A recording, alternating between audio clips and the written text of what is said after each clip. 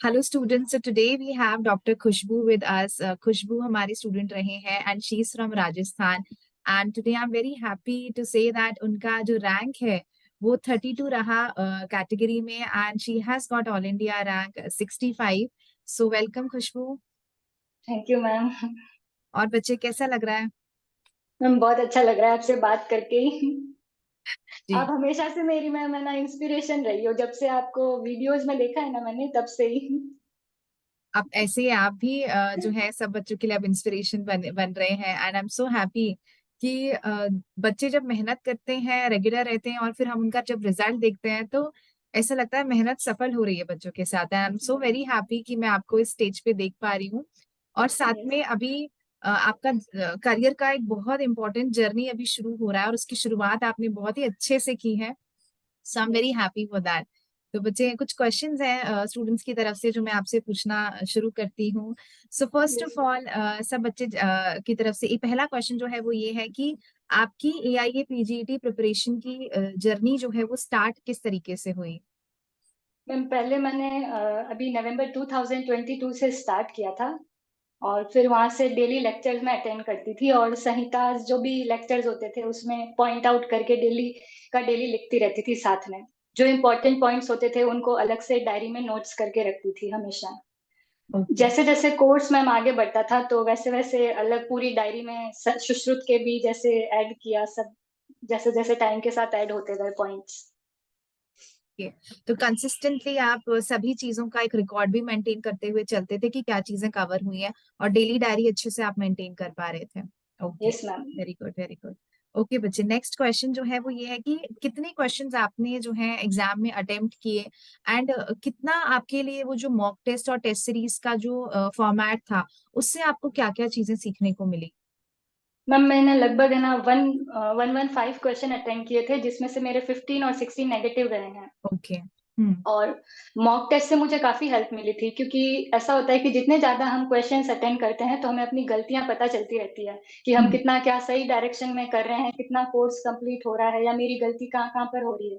तो वो right. Point करके हम आगे क्या करना है उसको पता चलता रहता है टाइमली हमें। तो उससे काफी हेल्प मिलती थी और जैसे मैं एमसीक्यू आपका सॉल्व ट्रैक करके। रिकॉर्ड भी देख रही थी बेटा कि आप मुश्किल से मुझे शायद एक या दो टेस्ट ऐसे दिखे जो आपने बीच में कुछ स्किप किया, अदरवाइज आप हाँ रेगुलर हाँ। रह रहे थे.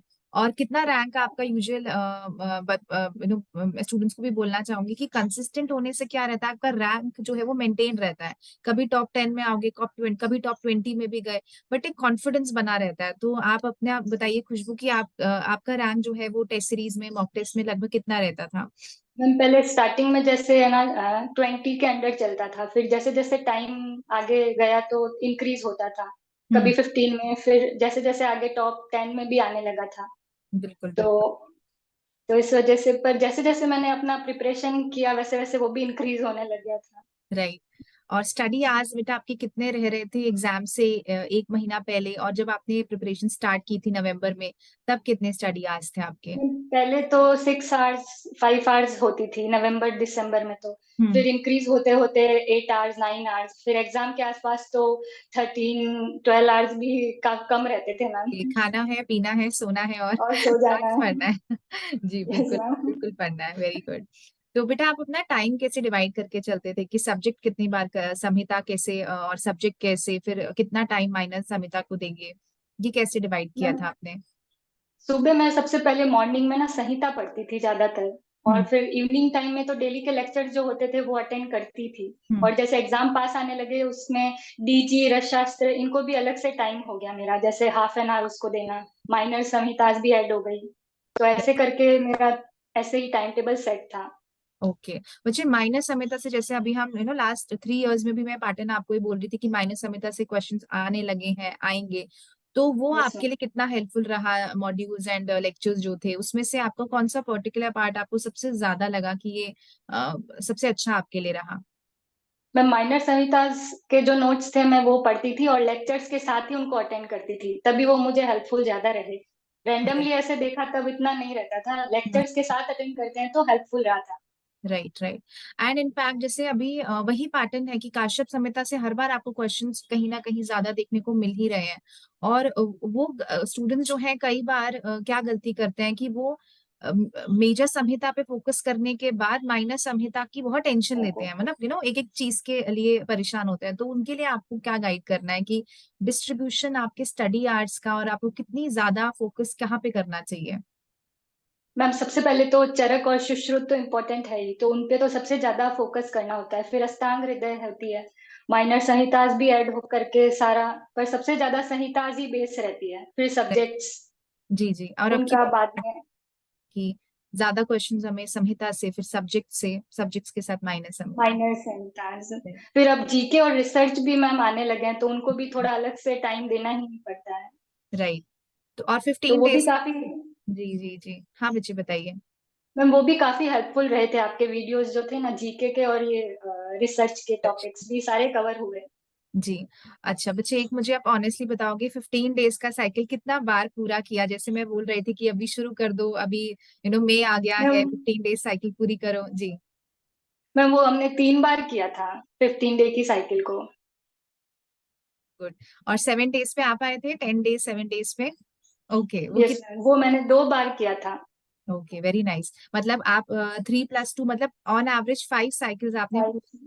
तो ये मैं सभी स्टूडेंट्स के साथ कॉमन बोल रही हूँ, बच्चे जो बच्चे टॉप 100 में आ रहे हैं उन्होंने कम से कम 3 साइकिल्स, उनकी मिनिमम 3 साइकिल्स जो है वो 15 डेज की, और 10 और 7 डेज की आपकी कम से कम 2 या 3 साइकिल होनी ही चाहिए, तब आप एक्सपेक्ट करो कि आप टॉप 100 में आ सकते हैं।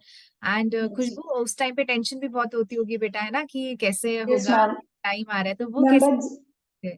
जब भी मैम आपके ना ओरिएंटेशन लेक्चर्स होते थे ना, तो काफी मोटिवेशन मिलता था।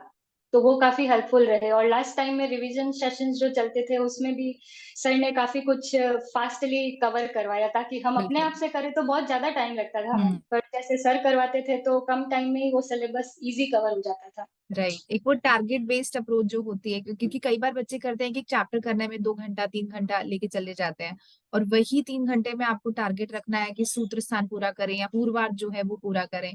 तो वो चीज है। और खुशबू, जैसे आप जब पहले प्रिपेयर कर रहे थे ना फेब मार्च में, उस समय पे आप कितनी देर में चरक संहिता, एक चरक सूत्र स्थान या पूर्वार्ध कवर कर लेते थे? और कितना आपकी स्पीड अच्छी बढ़ी कि आप एंड के टाइम पे उसको जल्दी करने लगे, मतलब वो डिफरेंस कितना था? मैम पहले थोड़ा टाइम ज्यादा लगता था, जैसे हमें 8 8 9 9 घंटे भी लगते थे पहले स्टार्टिंग में। पर बाद में जैसे जैसे उनको रिवीजन में लिया तो वो टाइम अपने आप कम हो गया। बाद में तो जैसे हाफ एन आवर में एक स्थान कवर कर रहे हैं, जैसे विमान स्थान हो गया, निदान स्थान हो गया, वो सब ऐसे कवर हो जाते थे। थोड़ा राइट। सूत्र स्थान में टाइम ज्यादा रहता है, बाकी वो कवर होने लगे थे।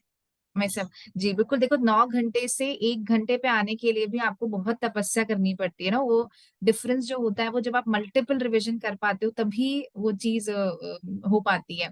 एंड वो मैं समझ सकती हूँ खुशबू, इतना कंसिस्टेंट आप रहे हो तभी वो चीज हो पाई, अदरवाइज 1 घंटे में करना is a very good thing. तो ये चीज सब बच्चों को सीखनी चाहिए खुशबू से भी, कि एक एक आपको समझना है कि कैसे कंपाइल्ड वे में पढ़ाई को लेके चले जब एंड मोमेंट पे सब कुछ चीजें चल रही हो। और बच्चे, एक और चीज मैं आपसे पूछूंगी कि आपको आयुष वाला का सबसे बेस्ट पार्ट कौन सा लगा, कि जिसमें आपकी प्रिपरेशन में सबसे ज्यादा हेल्प आपको मिली? मैम एक तो जैसे टाइमली ना टेस्ट कंडक्ट होते रहते हैं, हम्म। तो हम एमसीक्यू का प्रैक्टिस हमारा साथ में चलता रहता है। और दूसरा एफएक्यू सेशन से भी काफी हेल्प मिलती थी। वो जो छोटे छोटे ट्रिक्स मैम आप बताते हो वो सारी विजुअल मेनोमिक्स रहते हैं, तो वो सारा एग्जाम में बहुत हेल्प मिलती है उससे। तो वो मुझे सबसे अच्छा लगा उसमें। जी बेटा।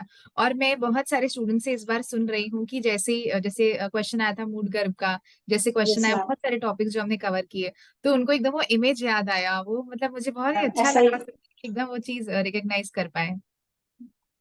वही मैम सबसे अच्छा लगा मतलब उसमें।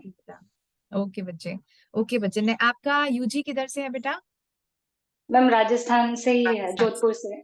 ओके। तो अभी मुझे बताओ, अभी क्या क्या प्लान कर रहे हो, कौन सा ब्रांच में इंटरेस्ट है, अभी कहाँ जाना चाहते हो? मैम ना जयपुर एनआईए लेने का सोचा हुआ ओके। है। ओके, और सब्जेक्ट कौन सा पसंद है आपको? काय चिकित्सा mainly। Okay very nice. बहुत बच्चे, मतलब अभी जो हमारे सब बच्चे टॉप 100 में हैं, उसमें सब बच्चों का इंटरेस्ट जो है वो शल्य में भी है, गायने में भी है, प्रसूति में भी, प्रसूति में है ही खैर, पंचकर्मा एनआईए में, काय चिकित्सा में। So very nice. चलिए, अब एक क्वेश्चन मैं आपसे पूछूंगी, आपकी जीवन में आपको सबसे अच्छा मोटिवेशनल सोर्स कौन लगता है, जिनको देख के आपको लगता है कि हाँ, अब मैं बस आगे बढ़ूं, भले ही हताशा हो किसी किसी पॉइंट पे, क्योंकि मैं ये चीज भी समझती हूँ कि जब आप टेस्ट देते हो, आप मॉक टेस्ट देते हो और आप एक रैंक एक्सपेक्ट करते हो कि भाई आपकी बार टॉप 10 में आना, आप पिछली बार टॉप 10 में आई थी तो आपकी बार टॉप 10 में आऊं, बट कई बार वो चीज नहीं हो पाती, आप सीधा 30 पे पहुंच जाओगे, 40 पे पहुंच जाओगे, होता है कई बार ऐसा। तो उस समय पे आप जी कैसे खुद को मोटिवेटेड रखते थे? मैम, सबसे पहले तो जैसे पेरेंट्स के लिए ही हमें ऐसे मन में रहता है, तो वही मोटिवेशन सबसे बड़ा मन में चलता ही है हमेशा से। और दूसरा बिल्कुल। मैम, जब भी ऐसा डीमोटिवेशन लगता है तो मैम आपके वीडियोस जो है वो हमेशा देखकर मोटिवेशन आ ही जाता है कैसे भी। जी बच्चे। और एक चीज मैं बोलूंगी कि मतलब एक दिमाग जो, जब सभी बच्चे प्रिपेयर कर रहे हैं उनके लिए एक बेसिक चीज है कि बेटा आपके लिए आपके पेरेंट्स बचपन से सब करते आते हैं, और जब आपको मौका मिलता है कि हाँ अब हम अपने पैरों पे खड़े हों, हम अपने पेरेंट्स के लिए करें, तो वो सबसे बड़ा मोटिवेशनल सोर्स जो है होता है। एंड आपके यस। पेरेंट्स भी, मैं कैन अंडरस्टैंड, बहुत खुश होंगे अभी कि बच्चे का रिजल्ट इतना अच्छा आया है। और अभी यस सब मैम। चीज आपके हाथ में है, सब्जेक्ट कौन सा चूज करना चाहते हो, कॉलेज कौन सा चूज करना चाहते हो, वो एक बहुत अच्छी अपॉर्चुनिटी है कि वो आप चूज करोगे, ना कि कॉलेज आपको चूज कर रहा है। सो बहुत खुशबू, मुझे बहुत खुशी हो रही है आपको ना ऐसे इतने अच्छे स्टेज पे देख के कि ये मौका आपको मिला और आपने इतनी मेहनत करके आपको इतना अच्छा फल उसका मिला। So all the very thank you best ma'am. बेटा। ओके बच्चे, फ्यूचर गोल्स के बारे में खुशबू क्या बोलोगे आप, कि where do you want to see yourself in the next 5 years? Ma'am, मैं ना क्लिनिकल प्रैक्टिस ही करना चाहूंगी मेनली। तो और मेरा टीचिंग में भी थोड़ा इंटरेस्ट है, तो अच्छा। वही मेरा हमेशा गोल रहेगा। ओके, इसीलिए काय चिकित्सा, हाँ। जी जी, इसमें बढ़िया, बहुत बढ़िया। ओके। तो बेटा एक खुशबू, एक बेसिक लेसन जो सभी बच्चे जो अभी इंटर्नशिप में हैं, अभी या तो रिपीट कर रहे हैं, जो भी मतलब अभी जो नेक्स्ट ईयर अपियर करने वाले हैं, उनके लिए क्या आप लेसन देना चाहोगे कि क्या गलतियां वो नहीं करें? मैम, सबसे पहले तो जैसे टाइमली अपना सिलेबस जो है वो कवर करे और ना टाइम मैनेजमेंट के साथ हमेशा चले। तो ये सबसे इम्पोर्टेंट है, कंसिस्टेंट रहे, रिवीजन टाइमली प्रॉपर हो सारी चीजें, और एमसीक्यू सॉल्व करे।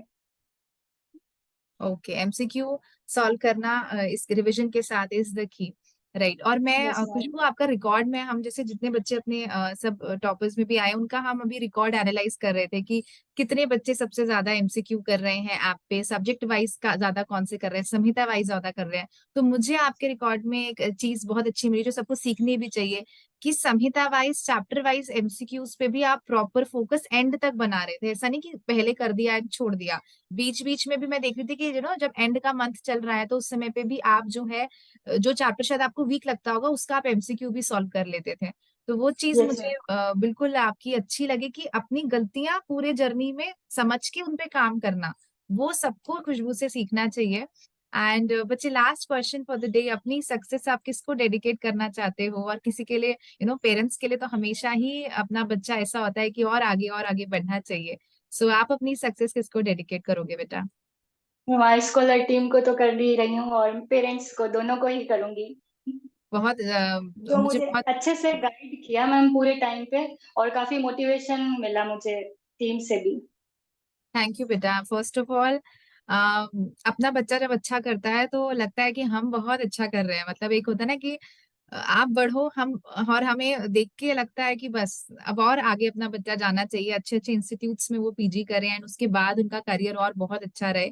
एंड खुशबू, जो आपका हम्बल एटीट्यूड है बेटा, वो चीज का मैं हमेशा से, मैं कहूँ, मैं तारीफ करना चाहती हूँ, बिकॉज एक हम्बल होना एक डॉक्टर के लिए, एक इंसान जो सीखना चाहता है, वो बहुत इंपॉर्टेंट क्वालिटी होती है।